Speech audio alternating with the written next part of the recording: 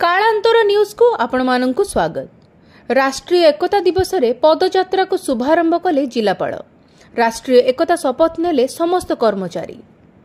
भारतर प्रथम उप प्रधानमंत्री एवं गृहमंत्री लौह मानव सरदार वल्लभ भाई पटेल को जयंती पालन अवसर रे सरकार को क्रीड़ा और युव व्यापार विभाग निर्देश क्रमे एकता पाई दौड़ कार्यक्रम आयोजित होइथिला। आज सकाळ 7 घटिका समय स्थानीय जिलापाल कार्यालय जिलापाल श्री आशुतोष कुलकर्णी पदयात्रा को पताका हलाई शुभारंभ करथिले। एही कार्यक्रम रे अतिरिक्त जिलापाल नवीन चंद्र नायक, सहकारी जिलापाल प्रफुल्ल कुमार बेहेरा, कैलाश चंद्र स्वाई, समाजसेवी गोपी आनंद, कालीचरण माझी, जिला क्रीड़ा अधिकारी शेष आलेनूर, जिला संस्कृतिर अधिकारी सुश्री सुस्मिता बाउरी प्रमुख योगदान करथिले। एही पदयात्रा रे महाविद्यालय, विद्यालय, आरक्षी बाहिनी और केंद्रीय पुलिस सुरक्षा बलर कर्मचारी जोग देथिले।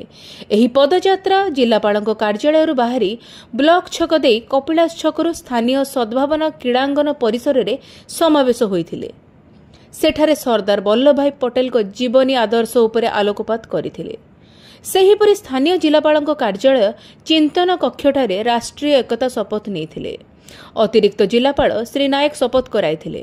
सरदार वल्लभ भाई पटेल को जन्म जयंती मासव्यापी पदयात्रा कराजिबो। रायगड़ा ठारे आसंता 8/11/2025 रे हेबाकु थिबा एकता पाई दौड़ कार्यक्रम जिलापाल कार्यालय ठारो आरंभ करा जाई सहरर विभिन्न स्थान रे सांस्कृतिक कार्यक्रम आयोजन कराजिबो।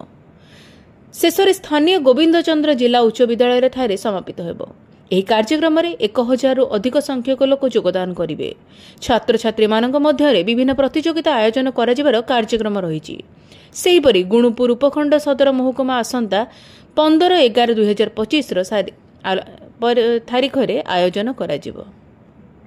Bureau report, Kalantar news.